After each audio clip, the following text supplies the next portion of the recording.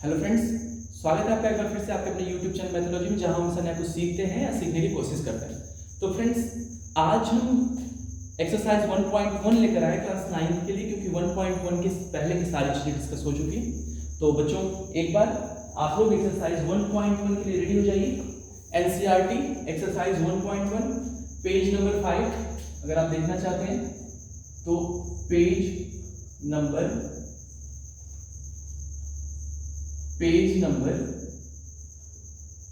5।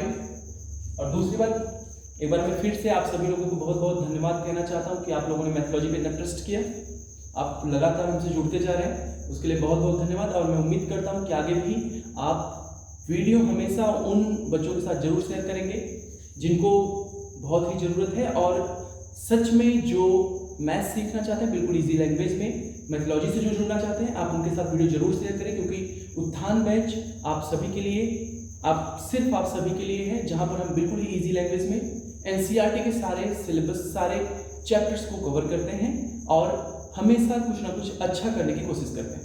तो फ्रेंड्स, आज एक्सरसाइज 1.1 लेकर आए हम लोग।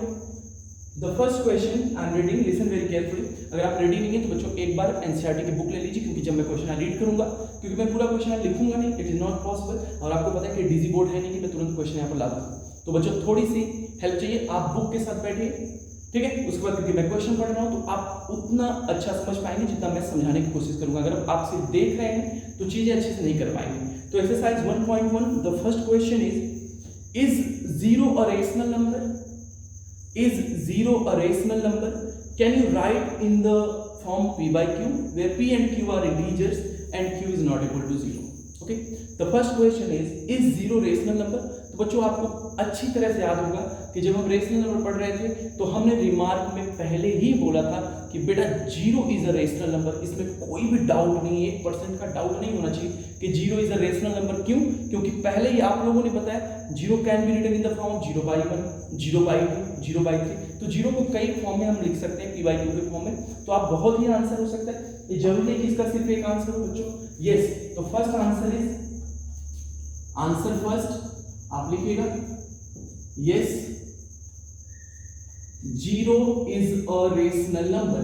0 इज अ रेशनल नंबर, कोई डाउट नहीं होना चाहिए, rational number. And is it possible to write 0 in the form of p by q? Yes, it is possible, because you can write 0/1. It is a very simple way to write 0/1. You can write 0/2 also, you can write 0/3. All have the same meaning. तो आप यहाँ पर comma की जगह equal भी लगा सकते हैं, सब इक्वल है। तो आप इसमें से कोई भी लिखिएगा सब सही होगा। 0/2 लिखते हैं तब भी सही, 0/10 लिखते हैं तब भी सही, 0 कैन बी रिटन 0/1। ओके, तो आप बिल्कुल इजी लिखना चाहते हैं तो 0/1 लिख सकते हैं। 0 is a whole number, am I right? Okay, 0 is a whole number. If 0 is a whole number, then it must be an integer. Yes, 0 is an integer. If 0 is an integer, so according to the definitions, we know that all integers are whole number. Sorry, all integers are rational. तो जब सारे integers rational होते हैं बाबू, तो ये बताओ 0 एक integer है तो रेशनल नंबर होगा कि नहीं? यहाँ से बात क्लियर होगी, 0 एक रेशनल नंबर है। तो यहाँ पर थोड़ा सा भी डाउट नहीं रखना कि नहीं 0 रेशनल है कि नहीं। मैं इस आंसर को सफिशिएंट है मानता हूं, आप अगर इतना लिखते हैं तो कोई डाउट नहीं इसमें।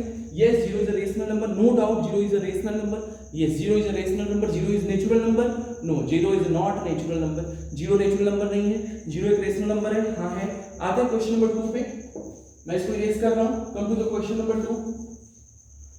क्वेश्चन नंबर 2 देखिए बच्चों। ओके, एक्सरसाइज 1.1 कर रहे हैं हम लोग। Find 6 rational numbers between 3 and 4। Okay, find 6 rational numbers between 3 and 4. Find 6 rationals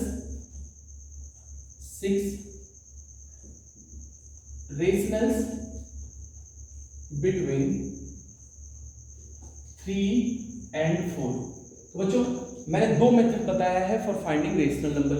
अगर आपको एक रेशनल नंबर फाइंड करना है, simply add a plus b then divided by 2। Okay, तो बच्चों एक रिक्वेस्ट मैं यहाँ पर करना चाहता हूँ। अगर आप पहली वीडियो देख रहे हैं क्लास 9 की, तो एक रिक्वेस्ट है कि पहले की वीडियो देख कर आइए, उसके बाद एक्सरसाइज देखिए।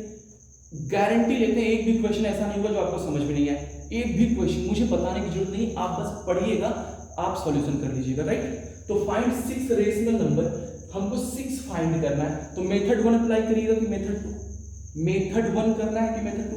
बच्चों मेथड 1 हमने बताया था जब आपको 8 फाइंड करना है, लेकिन मेथड 1 की हेल्प से भी आप एक से ज्यादा फाइंड कर सकते हैं, लेकिन जो 6 फाइंड करना है, 10 फाइंड करना है, 100 फाइंड करना है, इन सब के लिए एक मेथड मैंने बताया था, मेथड नंबर 2।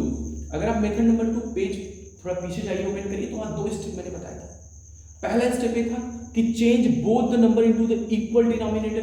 पहला रूल ये था, स्टेप ये था कि नहीं, हमको क्या करना है, दोनों ही रेशनल्स को इक्वल डिनोमिनेटर में चेंज करना है। ठीक है, चेंज करने के बाद क्या करना है बच्चों, स्टेप नंबर 2 देखिए। स्टेप नंबर 2 में हमको ये करना है कि जितने भी रेशनल्स हमको बीच में फाइंड करने हैं उसमें हम 1 ऐड करेंगे और फिर दोनों ही गिवन नंबर में मल्टीप्लाई करा देंगे, न्यूमरेटर और डिनोमिनेटर में एक साथ। ओके, तो इतना करते हैं पहले। सो सॉल्यूशन देखिए, given numbers are, given numbers are 3 and 4. First step, change both the number into the equal denominator. तो अब 3 है, डिनोमिनेटर इसका 1, ठीक है। दूसरा क्या है, 4/1। अच्छा, इक्वल में करने की जरूरत है कि पहले से ऑलरेडी ए इक्वल है? एक बार देख लीजिए, 3/1 4/1 पहले से ही इक्वल है, पहले से ही इक्वल है। तो हम स्टेप 1 को यहाँ पर अवॉइड करते हैं क्योंकि स्टेप 1 तो पहले से ही फॉलो हो रहा है। स्टेप 2 डायरेक्ट मूव करते हैं। कितना फाइंड करना है हमको, 6 रेशनल फाइंड करना है। 6 रेशनल फाइंड करने, तो 6 का सक्सीजन निकाल दो भाई, 6 + 1 7 हो जाएगा। We will multiply 7 in the both numerator and denominator 1 by 1। Any doubt? कोई भी डाउट हो तो मेथड 2 देख लेना, ठीक है। वहां पर एग्जांपल भी करवाया, मेथड 2 के साथ मैंने एग्जांपल करवाया। तो यहां देखिए 3/1 मल्टीप्लाई किससे होगा, 6 जितना फाइंड करना है +1 करके मल्टीप्लाई कराएंगे वो, तो 7/7 हो जाएगा। यहाँ पर भी क्या करेंगे, 4/1 मल्टीप्लाई 7/7, ठीक है। सब सही चल रहा है। 7 3 जा 21/7 रख दो, 7 4 जा 28/7 कर दो। कोई डाउट इसमें? कोई डाउट है? मैं साइड हो जा रहा हूँ, देख लो एक बार। अभी तक कुछ भी नया किया मैंने नहीं। 6 फाइंड करना था तो 7 से मल्टीप्लाई करा। पहला स्टेप था डिनोमिनेटर सेम करने का, डिनोमिनेटर पहले से ही सेम थे, करने की जरूरत ही नहीं पड़ी। अभी तक सब सही है, बस यही काम आपको करना था। अगर हो गया है तो अगला स्टेप देख लो क्या करना है। So the 6 rationals between 3 and 4 are, अब क्या हो जाएगा, 3 को लिख सकते हैं 21/7, 3 को लिख सकते हैं 21/7। अब 28 तक के नंबर बस लिख दो, 22 23 24 25 26 27 और लास्ट है 28 और सब पे अपॉन में 7 लिख दो, 7 7 7 7 7 7 और 28/7। एक बार मुझे चेक कर दीजिए स्क्रीन विजिबल है कि नहीं, आपको मुझे देख लेने दीजिए बच्चों। स्क्रीन दिखाई दे रहा है बिल्कुल सही, ठीक है। अभी तक विजिबल है स्क्रीन, आप देख सकते हैं। देखिए 21/7 22/7 23/7 24/7 25। Actually 21/7 is nothing but 3, 28/7 is nothing but what, it is a 4, 7 4 से 28। तो बीच में कितने नंबर को काउंट करते हैं, 1 2 3 4 5 6 हो गया, 6 हो गया कि नहीं, ठीक। एक बात और सुन लीजिए, यहाँ पर 2 रेशनल के बीच में इनफाइनाइट रेशनल होते हैं। आप अगर किसी और दूसरे तरीके से करते हैं तो हो सकता है आपको अलग नंबर मिले। तो जरूरी नहीं कि आपका आंसर यही है, जरूरी कि बुक का आंसर ही है, ठीक है। क्योंकि there are infinite many rationals between 2 rational. तो इनफाइनाइट में से you have to write only 6 here. तो ये भी तो हो सकता है कि वो 6 कुछ और 6 हो। इनफाइनाइट में से 6 लिखना है, आपके फ्रेंड ने कोई और 6 लिखा हो, तो may be answer may be differ from this. तो आप एक तरीका मैंने बताया, आप किसी और तरीके से, आप अगर मिड पॉइंट से निकालते, जैसा हमने बताया a + b/2, तो हो सकता है उससे आपका आंसर लगा है। तो ठीक है, अभी मैं मान के चलता हूँ चीजें बिल्कुल क्लियर है, ठीक है। अभी मैं इरेज कर रहा हूँ, क्वेश्चन नंबर 2 हो चुका है। क्वेश्चन नंबर 2 भाई सबको समझ में आया? बुक के साथ देखिए, समझ में आ जाएगा। जो लोग कह रहे हैं समझ में नहीं आया सर, बुक के साथ देखिए, समझ में आ जाएगा, ठीक है। ठीक है बच्चों, और क्लास करते हो ना, थोड़ा पानी वाली रखा करो, बीच में पीते रहो, समझ में आएगा चीजें और अच्छे से समझोगे, ठीक है। Come to the question number 3। Question number 3 इसी का बिल्कुल भाई है, देख लेते हैं। फाइंड क्वेश्चन नंबर 3 चल रहा है, एक्सरसाइज 1.1 है भाई, एक्सरसाइज 1.1 पेज नंबर 5 पे मेंशन है, एनसीईआरटी डिस्कस कर रहे हैं सब कुछ, हम लोग एनसीईआरटी डिस्कस करते हैं अभी, ठीक है। इसके बाद जरूरत होगा तो आरएस अग्रवाल भी टच किया जाएगा, ओके, बिल्कुल सही। Question number 3, find five rational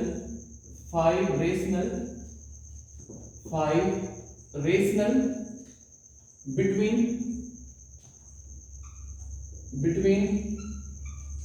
3/5 and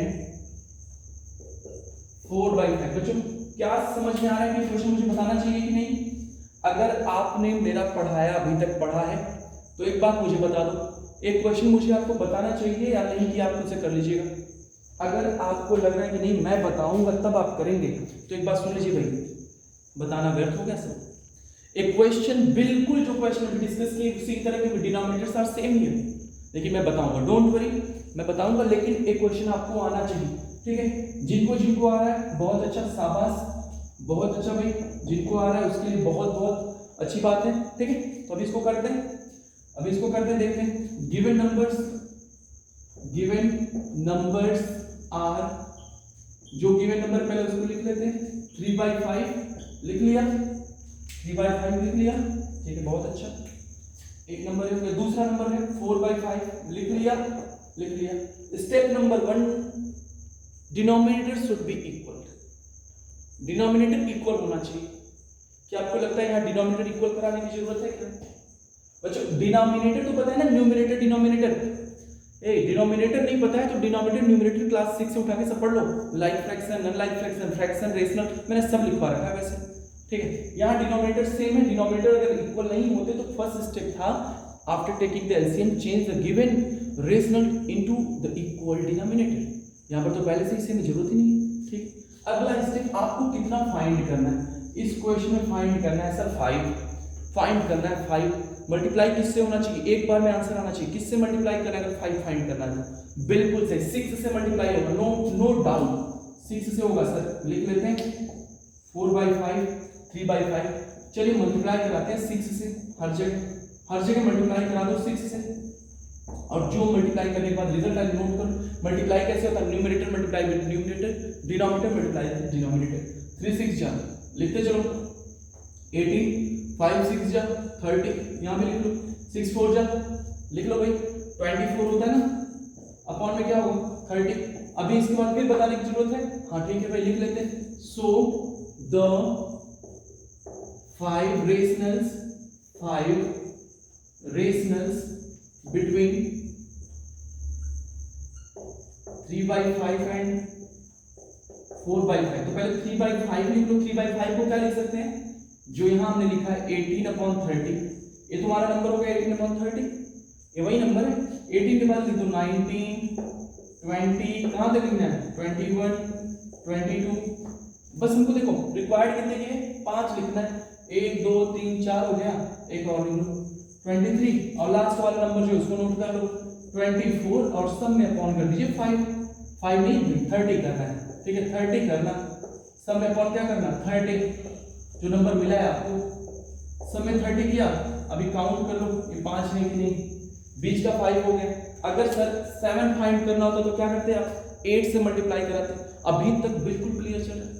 देखो सीखने के लिए मेहनत नहीं करोगे ना तो एक बात सुन लो, सीख नहीं पाओगे। सीखने के लिए मेहनत करना पड़ता है, और मेहनत कौन करता है? मेहनत आपको ही करना पड़ेगा। आपके हिस्से की मेहनत ना कोई और नहीं करेगा, आपके घर वाले भी नहीं करेंगे, आपका कोई फ्रेंड नहीं करेगा, आपका कोई कितना भी खासो नहीं करेगा। मेहनत करने का काम आप करेंगे, हाँ परिणाम दूसरा कोई देगा, रिजल्ट हमेशा दूसरा देगा, मेहनत आप करेंगे। और पता है ना क्या है कि जब तक आप मेहनत नहीं करेंगे आप चीज़ों को वैसा नहीं बना पाएंगे जैसा आप चाहते हैं, ठीक है। नहीं तो जो सामने वाला चाहता है वैसी चीज़ें आपको मिलेंगी। अगर आपको अपने मन की चीज़ें चाहिए तो मेहनत करिए, मेहनत करने से पीछे हटेंगे तो वही मिलेगा जो सामने वाला चाहता है, और अगर मेहनत करने के साथ डटे रहेंगे तो वो मिलेगा जो आप चाहते हैं, ठीक है। तो अभी तक कोई डाउट नहीं इसमें, अभी तक क्वेश्चन 3 बिल्कुल क्लियर है।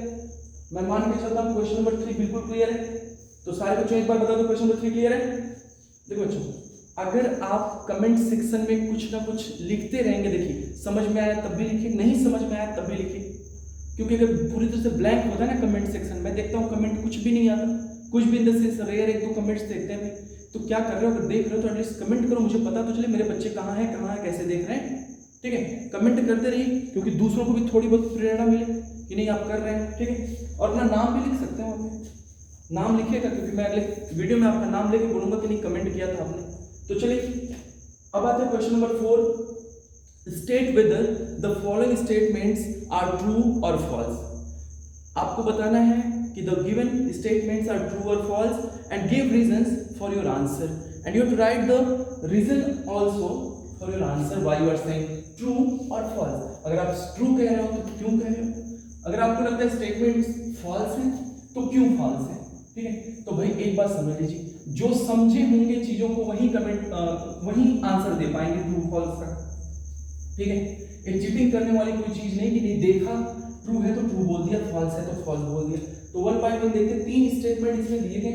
क्वेश्चन नंबर 4, फर्स्ट स्टेटमेंट मैं लिख रहा हूं, every natural number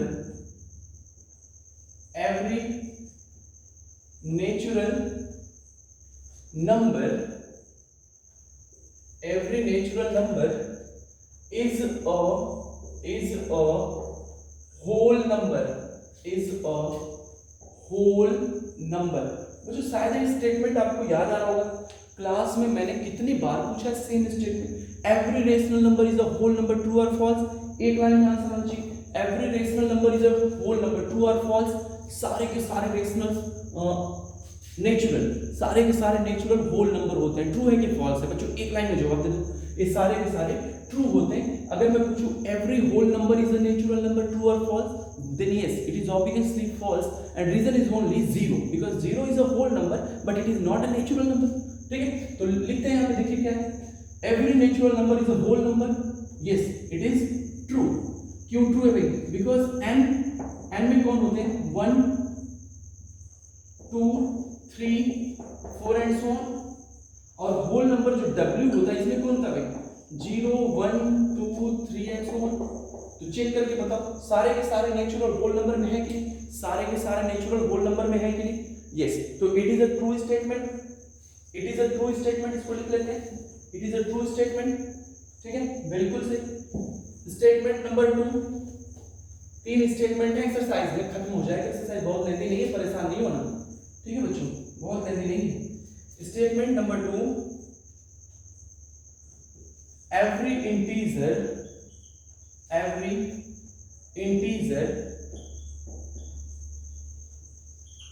is a whole number। चलिए अब बता दीजिए ट्रू है कि फॉल्स है। मैं वैसे भी एक्सप्लेन करने से पहले एक बात बता देना चाहता हूं कि जो होल नंबर की फैमिली अभी मैंने बताया क्या होता है, 0 1 2 3 एंड सो ऑन, और इंटीजर क्या होता है भाई, 0 1 2 3 एंड सो ऑन, तो होता ही इधर क्या होता है, -1 -2 एंड सो ऑन, ठीक है, बातें क्लियर है। इधर क्या होता है, -1 -2 एंड सो ऑन। तो अभी देख के बताओ सारा का सारा इंटीजर क्या होल नंबर है, देखिए ये होल नंबर है, इंटीजर है, ये 0 1 2 3 एंड सो ऑन, तो इसमें दिख रहा है 0 1 2 3 एंड सो ऑन। लेकिन क्या -1 -2 -3 होल नंबर में है क्या, not a single negative numbers are present in the whole number। It means every integer is a whole number, true or false? It is obviously true, no false। Reason because -2 is an integer है कि नहीं बाबू, integer है, लेकिन क्या ये whole number में आता है, होल नंबर में आता है कि नहीं, -2 is not a whole number, whole number तो होता ही नहीं। तो क्या होगा स्टेटमेंट, बिल्कुल बड़ा सा लिखना, फॉल्स होता है। ये क्या है, बिल्कुल फॉल्स है। क्यों फॉल्स है, समझ में आ गया, बिल्कुल फॉल्स है, ये बिल्कुल क्लियर होना चाहिए। रीजन ये है फॉल्स होने का, क्योंकि each and every whole number is an integer but every integer is not a whole number. सारे के सारे इंटीजर्स क्या हैं, होल नंबर नहीं है, because negatives are not whole numbers.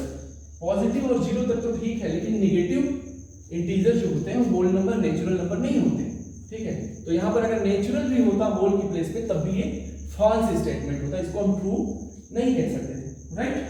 Come to the third statement, चलिए देखिए थर्ड क्या है, every rational number, every rational number is a whole number, is a whole number। तो सोच के बताओ क्या सही है क्या?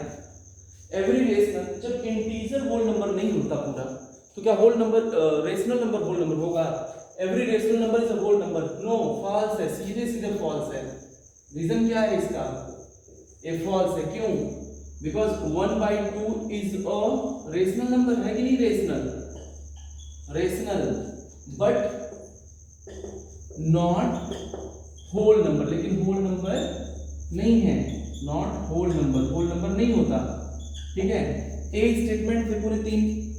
देखिए अगर अभी तक कोई भी डाउट है आपको कहीं किसी टॉपिक में, कमेंट सेक्शन में जरूर लिखें, और मैं उम्मीद रखता हूं कि आप वीडियो कंटिन्यूअसली शेयर कर रहे हैं, क्योंकि मैं देख रहा हूं काफी लोग हमसे जुड़ते जा रहे हैं, ठीक है। तो आप उन सभी लोगों के साथ जरूर शेयर करिए जो फ्री ऑनलाइन क्लास बिल्कुल ही इजी लैंग्वेज में सीखना चाहते हैं, करना चाहते हैं। यहाँ हम एनसीईआरटी के सारे चैप्टर्स, एक्सरसाइज, क्वेश्चंस डिस्कस करेंगे, जिससे उनको समझने में चीजें आसान होंगी, और हम बेहतर से बेहतर तरीका अपनाएंगे, बेहतर से बेहतर उन सभी रास्तों को चुनेंगे जिससे बच्चे अपने लैंग्वेज में, अपने अंडरस्टैंडिंग से प्रॉब्लम सॉल्व कर सके, ठीक है। यहां पर मेन मेरा इंटेंशन है कि बच्चे समझ कितना पा रहे हैं, क्योंकि अगर आप बेहतर तरीके से समझ पा रहे हैं ना, तो आप बहुत बेहतर तरीके से करेंगे। तो thank you so much Mathology में जुड़ने के लिए, उत्थान बैच में जुड़ने के लिए। हम फिर मिलेंगे नए वीडियो के साथ। Thank you so much.